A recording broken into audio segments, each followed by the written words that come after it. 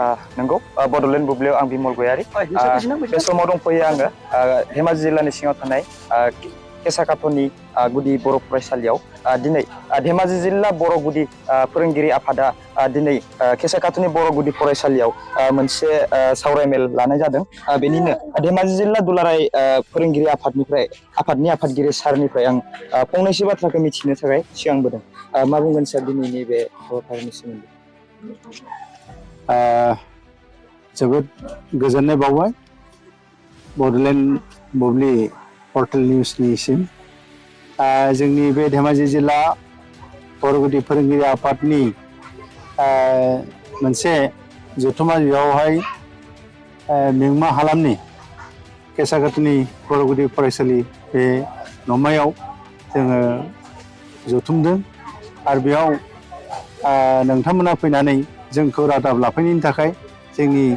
धेमाजि जिल्ला बर' गुदि फोरोंगिरि आफादनिफ्राय रोजा रोजा साबायखर बावदों जोंहा जिल्ला आफादा बे जिल्ला आफादनि सिङाव गासै मोनब्रै केन्द्र आफाद दङ जेरैहाय जुनाय बर' केन्द्र आफाद दङ सिमेन्ट-सापरि बर' गुदि केन्द्र आफाद दङ आरो बिनि उनावहाय सिलाबोथार बर'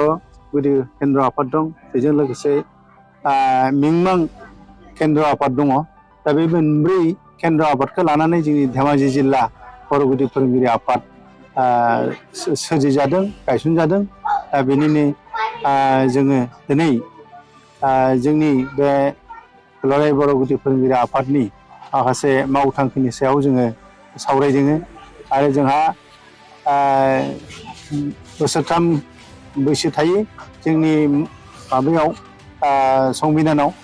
दा बोसोरथामनि उनावहाय जा गोदान आफाद दाफिननो गोनां थानायलाय दिनै जोबथा मोनसे एगजिकिउटिभ मिटिं जों जिरायदों दा बे एगजिकिउटिभ मिटिंनि गेजेरजों जोङो फोसावदों जे फैगौ जानुवारि एबा फेब्रुवारि दानावहाय जोंनि धेमाजि जिल्ला बर' गुदि फोरोंगिरि आफादनि मोनसे टार्मिनेटिं कनफारेन्स जागोन बे टार्मिनेटिं कनफारेन्सखौ जोङो सिमेन्ट-सापरि केन्द्र आफादनि सिङाव थानाय जायखिजाया मोनसे जायगाखौ जोङो सेलेक्सन खालामनानै जोंनि बे टार्मिनेटिं कनफारेन्सखौ खुंनायनि थांखिखौ जोङो बेयाव लादों आरो गुबैयै गुदि फोरोंगिरि आफादा मा समस्याखौ एबा थांखिफोरखौ लानानै खामानि मावनो नाजादों जोंनि बे गुदि फोरोंगिरि आफादा ओरैनोब्ला बर' माहारियारि आफादफोरजों अरायबो लोब्बा थाफानानै जोंनि बर' बिजोंजों फरायनाय फरायसा आरो फरायसालिफोर ओरैबायदि माखासे फरायसालिफोर दङ जाय फरायसालिफ्राव दा फोरोंगिरि गैला बेफोरनि सायाव जोंहा मावनो गोनां थाबाय सरकारनो खोन्थानो थाबाय जोंनि माहारियारि आफादफोरनि जेरैहाय थुनलाइ आफाद आरो फरायसा आफाद थाबाय बिसोरनो जोंहा खोन्थानो गोनां दं बबे फरायसालिफ्राव सिंगल टिचार जिर' टिचार जानानै दं आरो गोबांथार फरायसाफोर थाब्लाबो इनरलमेन्ट थाब्लाबो बैफोर फरायसालिफ्रावबो साफा फोरोंगिरिजों फोरोंनो गोनां जागासिनो दङ आरो सानै फोरोंगिरिजों फोरोंनो गोनां जागासिनो दङ बेफोरनि सायाव जोंहा जोंनिनो माहारियारि आफाद दुलाराय बर' फरायसा आफाद दङ जोंहा थुनलाइ आफाद दङ आरो जोंनि दा आथिखालाव दाना होजानाय बर' कसारि काउन्सिल दं बेफोरजों जोङो आबुङै सावरायनानै जोंनि माखासे बेफोर आं बुंलांनाय थांखि बिथांखिनि सायावहाय आबुङै मावनायनि थांखिफोरखौनो जोंनि दुलाराय बर' गुदि फोरोंगिरि आफादा मावगासिनो दं बर' बिजों बर' राव थांना थानायनि गुदियानो बर' गुदि फरायसालि बे बेलायाव गोबां गुदि फरायसालियाव फरायसाफोरा खमायनायखौ जों नुनो मोनदों बेनि सायाव सारा मा बुङो बे थार सोंथिखौनो सोंदों नोंथांमोना गिबियावथ' जोंनि हालामाव जेसेबांनाखि फरायसालि दङमोन बेफोर फरायसालिफ्राव सानै फोरोंगिरि मोनदोंमोन जेरै हेड आरो एसिस्टेन्ट बिदिजोंनो जोंनि फरायसालिफ्रा दाजादोंमोन जाउनाव जों नुबाय मोनसे समावहाय जेब्ला फोरोंगिरिया सोरबा खाफालनि बाथ्रा हरखाब थैनानै थांबाय सोरबा रिटायार जाना थांबाय दाना फरायसालिफ्राव फोरोंगिरि गैला बे फोरोंगिरि गैयै अबस्थाखौ नुनानै गामि ओनसोलनि दानि रायजो राजाफ्रा नुदों सासेल' फोरोंगिरिया बे गावसोरनि फरायसा एबा फिसा फिसौफोरखौ फोरोंनायाव जथेस्थ' गोबांथार उसुबिदा दं प्रेक्टिकेलि माखासे उसुबिदा दं बे खोथाखौ नोजोर होनानै बिथांमोनाबो साखाथि फाखाथियाव थानाय गुबुन फरायसालियाव एबा हारसायाव एबा इंलिस मिडियामाव बे हरनाय जादों आरो दा बेबायदिनो जोंनि बर' गुदि फरायसालिफ्राव बे फोरोंगिरिनि अभाबनि जुनै फोरोंगिरि गैयैनि जुनै गामि ओनसोलनि जेसेबांनाखि फरायसालिफोर दङ बेफोराव जा एसे बाङाय जालांदोंब्लाबो फरायसालि खमायदोंब्ला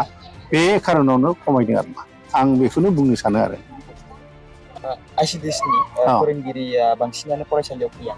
आरो फरायसाफोरनो जाहोनायफोरखौबो सम मथे जाहोआ बेनि सायाव गाहाय फोरोंगिरि फरायसालिनि गाहाय फोरोंगिरिया माबायदि राहा लानांगौ सार बेखौथ' मथा मथि ICDSआ खायफा फरायसालिजों नांजाबनानै थानाय बबेबा ICDS सेन्टारफ्रा फरायसालिजों नांजाबनाय गैया दा जायफोर फरायसालिजों नांजाबनाय ICDS सेन्टार दङ बे ICDS सेन्टारफोरा जुदि ICDSनि कर्मि एबा मावग्रा थान्दैफोरा मानसिफ्रा जुदि रेगुलारलि फैयाब्ला जाहोनाय लोंहोनाय जुदि रेगुलार होआब्ला निश्चय बेयो गोबांथार उसुबिदा आरो बेदि जानो नाङा जों बेखौ जोंनि धेमाजि जिल्ला बर' गुदि फोरोंगिरि आफादनिफ्राय खावलायगोन बेखौ रेगुलारलि जोंनि गथ'फोरखौ जोंनि फिसा फिसौफोरखौ गिबि गिबियावनो हांखो सिनायनाय गिबि गिबियावनो सोलोंथाइ लानायनि दरजा खेंहोनाय बिथांमोना बिबानखौ लादों जिहेतु बिथांमोना निश्चय दान बान्था एसेब्लाबो मोनदों जानाय लोंनाय मोनदों बेफोरखौ लानानैनो गोजोननानै गावनि मावथांखिफोरखौ आबुङै मावफुङोब्ला खोब मोजां जागोन होननानै आं सानो आं खावलायदों जायफोर ICDS सेन्टारनि मावथिफ्रा मावग्रा बिबान मोननायफ्रा जुदि इरेगुलार खालामदोंबा जाहोनाय लोंहोनाय होआखैबा आरो दिन बेबायदि एबसेन्ट खालामबाय थादोंबा बेखौ रेगुलार खालामनायनि थाखाय आङो जोंनि दुलाराय बर' गुदि फोरोंगिरि आफाद धेमाजि जिल्लानिफ्राय आं खावलायो बर' बिजोङाव गोबां फोरोंगिरिनि आंखाल जानानै दंबावो जायनि जाहोनाव गुन गोनां सोलोंथाइखौ जोङो फरायसाफोरनो होनो हाया बे बेलायाव सारा मा बुङो बेबो गुबै सोंथिखौनो सोंदों जे जि अनुस्थानाव जि इन्सटिटिउसनाव जेरैबायदि फोरोंगिरि थानांगौ जेरैहाय नोंथांमोना मिथिगौ थाखोसेयाव मोनब्रै थाखोनैयाव मोनब्रै आरो थाखोथाम थाखोब्रै थाखोबा बे मोनथाम क्लासाव गासै मोनबा करि साबजेक्ट थायो होमब्ला जोंना गासै सासे गथ'खौनो फोरोंनोब्ला जोङो 22 साबजेक्ट गासै थायो आरो मा सासे फोरोंगिरिया बेखिनि साबजेक्टफोरखौ सानसेयावनो 6 घन्टा 30 रिंगा 6 रिंगा 30 मिनिटनि गेजेरावहाय बाङाय फरायसाब्लाबो एखे समखौनो नांगौ जायो आरो गोबां फरायसाब्लाबो एखे समखौनो गोनां जायो नाथायबा सासे फोरोंगिरिया बेखिनि 25 साबजेक्टखौ सानसेयावनो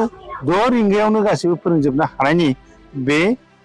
खाबुआ थाया ओंखायनो जों मिथिगौ जेरै प्राइभेट स्कुलफोर जेरै इंलिस मिडियाम दं एबा प्राइभेट स्कुल जेरै बर' मिडियाम थाबाय बा प्राइभेट स्कुल हारसा मिडियाम थाबाय बे मिडियामजों खुनु खोथा गैया जायफोर प्राइभेटै खुलिदों बिथांमोना साबजेक्ट वाइज टिचार दं आरो बे क्लास वाइज टिचार दङ आरो बिनि सायाव प्रिन्सिपाल थाबावबाय बिथांमोना साबजेक्ट वाइजआव आरो क्लास वाइजआव टिचार लानानै गथ'फोरखौ फोरोंनायाव गद फोरोंनो हानाय जादों ओंखायनो गुन गोनां सोलोंथाइया बेयावनो नाथायबा जोंनि सरकारि स्कुलफ्राव सरकारफोरखौ जों हमगासिनो दं बिफानारिफोरखौ जों हमगासिनो दं मोनफ्रोमबो फरायसालियाव जिहेतु गायसनजाबाय गतिके बे मोनफ्रोमबो फरायसालियाव नांगौबायदि फोरोंगिरि हरथारनांगौ थाखानांगौ अब्लासो बे फरायसालियावहाय गुन गोनां सोलोंथाइ होनो हायो नाथायबा बेखौ बुंनांगोन जोंनि बर' गुदि फरायसालिफ्राव दाबो जिर' टिचार दंबावो बबेबा जोंनिया रेसनेलाइज खालामनानै थारमाने बबेबा फरायसालियावहाय 2 साथाम दङ बेखौ लाबोनानैसो मेकआप खालामगासिनो दं अब्लालाय गुन गोनां सोलोंथाइ माब्रै मोननो बे आसाया जोबोद बाङाय जानानै दं ओंखायनो गुन गोनां सोलोंथाइ मोननोब्ला होनोब्ला थारैनो साबजेक्ट वाइज टिचार नांथारगोन बे खोथाया सैथो आरोमा बेनो बेजों लोगोसे सार आसाम सरकारा नै दाखालि बावैसो बे फरायसालिजों बै मोनसे फरायसालिजों सरजाबफानाय थांखिखौ लादों बेयाव नोंथांमोननि धेमाजि जिल्ला गुदि फरायसालिनि फोरोंगिरि आफादनि जानानै फोरोंगिरि सारमोना माबायदि खामानि मावनो नाजादों सरकारनि थांखि बिथांखिनि सायाव जोंहा जेबो बुंनांगौ गैया बिथांमोना माखासे पसिबिलिटि नि सायाव नोजोर होनानै जेरैहाय 1 किल'मिटारनिख्रुइ बांसिन गोजानाव थानाय फरायसालिफोरखौ सरजाबनो हाया 1 किल'मिटारनि गेजेरावनो जायफोर फरायसालिफ्रा खोन खोन जानानै दङ बेखौसो सरजाबनानै फरायसालिखौ फोरोंगिरि बांहोनाय जादों खारन बैयाव सासेल' दं बबेबा मोनसे फरायसालियाव सानै दङ बेखौ सरजाबोबा साथाम जायो साथाम फोरोंगिरि फोरोङोब्ला मोनसे फरायसालियाव अब्लाथ' क्लास वाइज नङाबाबो नांगौ बायदि एसे फोरोंनो हानाय जायो थिग बे रोखोम सिस्टेमनि गेजेरावहाय दा आथिखालाव सोलिगासिनो दं नाथायबा जोंनि धेमाजि जिल्ला बर' गुदि फोरोंगिरि आफादनि सिङाव हालामाव जेसेबांनाखि फरायसालि दङ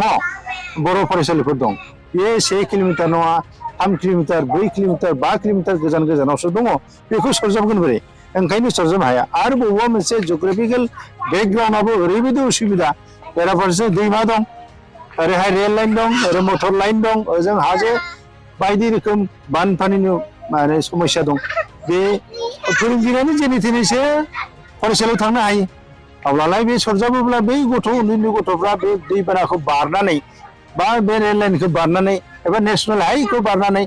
थांनायनि एसे मोनसे संखा दं ओंखायनो आं मिथिनायाव जोंनि धेमाजि जिल्ला बर' गुदि फोरोंगिरि आफादनि बे बेन्दोंआव थानाय जेसेबांनाखि फरायसालिफोर दं बे सरजाब जानायनि अबस्थायाव गैया बेनो आरो धेमाजि जिल्ला गुदि फोरोंगिरि आफादा सारनि फरायसालियाव फैनानै जे मोनसे सावरायमेल लादों सारा मा बुंदों दिनैनि बे जोंनि केसाखोथिनि गुदि फरायसालियाव दुलाराय बर' गुदि फोरोंगिरि आफाद धेमाजि जिल्लानि जिथु जथुमा जादों बेयाव आं निजेखौनो खोब गोजोननाय मोन्दों लोगोसे नोंथांमोनाबो जिबाव जोङो रादाब लाफैदों खौरां लाफैदों बिनि थाखायबो नोंथांमोनसिम आं रोजा साबायखर बावबाय लोगोसे आंनि केसाखोथिनि गुदि फरायसालिनि सामलाय आफादनि आफादगिरि नेहाथारजों लोगोसे जोंनिनो सोद्रोमाफोर आरो रायजो राजाखौ आं साबायखर बावगोन आरो जोंनि गुदि फोरोंगिरि आफादनि धेमाजि जिल्लानि जेसेबां फोरोंगुरुफोर फैदों आं बिथांमोनखौ साबायखर बावनांगोन माने हुदुर एकदम मेन हाइवेनिफ्राय बेसेबा गोजान प्राय 20 किल'मिटार गोजानाव बे फरायसालियाव जे फैदों जोबथा अरुणाचल बर्डाराव बिथांमोनाबो फैनानै आंनि फरायसालियाव मिटिंखौ खुंफैदों जथुमाखौ खुंफैदों जोबोद रोजा रोजा साबायखर बावनांगोन आरो आंहा मोनसे खोब गोजोननाय आंहा मिजिं दंमोन मालाबाफोर बिदि मिटिं खुंनो हागोन नामा हुदुर एकदम मेन हाइवे रोडआव फरायसालि दं जोंनि बे एकदम खोब बिथोर हाग्रा बारियाव फरायसालि गैया सानो बेखायनो बेखौ नुफैनानै माबा जायो मिजिं मोनलाङो बिथांमोना मा सानो बेखौ आं देखायनो आं माने जोंनि बे एकदम हाजो खंखर माने अरुणाचल बर्डाराव बोरै गंसे बिदि फरायसालि दङ बेखौ दिन्थिनो होननानै सानदोंमोन दिनै आं जिखुनु जाफुंसारनाय मोनदों आरो माथो जे आं बोरै बिसोर बिथांमोनखौ सारमोनखौ जेरै रिसिभ खालामनो हादों बोरै मा खालामनो हादों आं हयथ' माबाफोर रिसिभ खालामनायाव गोरोन्थि बिथांमोनखौ आं निमाहा बिगोन बिथांमोननि सेरावबो आंहा माने गोजोननाय बेल' मिथिंखौदि जाफुंसार होफैदों बिथांमोना फैनानै लिंहर फैनानै आं बेखौ खोब गोजोननाय मोनदों आरो रायजो राजाखौ आं खावलायगोन हरसान बिथांमोना लिंहरबानो एसे फरायसालिखौ जिहेथु जानुवारि फैबाय जाहाथे बे फरायसालिखौ फोसाबखायो आरो मिथिं जानायजों लोगोसे मोजां सरजाबफानांगोन जानुवारियाव एकदम डिब्रुगड़नि माजुलिनि बाव जोंनि बे जियाद हलाव पिकनिक जाफैयो नुफैनो कैमेरा खेबलांफैयो एबार जे लेट टाइम नुबाथ' माथो स्कुला मोजांथार मोननो देग्लाय माथो बायला जिरायनो सानदों बेखायनो नैबे माबाखौ लानानै फरायसालिखौ साखोन सिखोन लाखिनाय आरो हाजो खमफोरजों एकदम खोब अरुणाचल बर्डार बेबायदि स्कुल गंसे दङ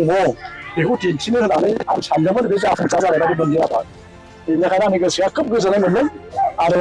फोरोंगिरि आफादनि आफादगिरि नेहाथारि आरो गासै सारमोनखौ आं रोजा रोजा गोसो खुलुमनाय जासिनानै